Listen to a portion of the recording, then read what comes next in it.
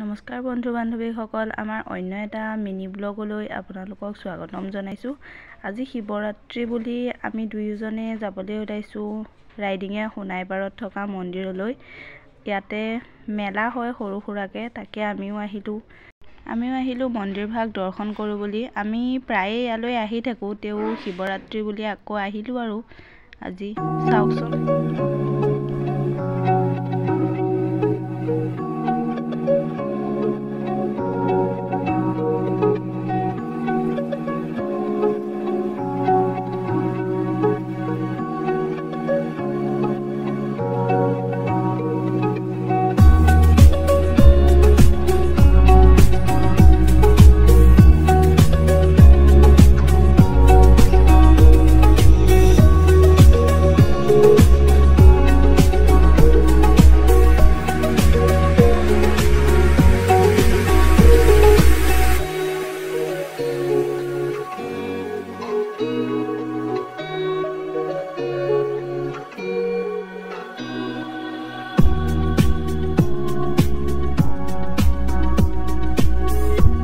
আমি এতিয়া সোণাইপাৰত থকা মন্দিৰৰ পৰা ঘৰৰ ফালে আহিলোঁ, মানে আমাৰ ঘৰৰ ওচৰতো পাতিছে পথাৰতে, তাকে ইয়াতে খিচিৰি বিতৰণ কৰা হ'ল। এনেকৈয়ে আমি শিৱৰাত্ৰিটো আজি পালন কৰিলোঁ আৰু।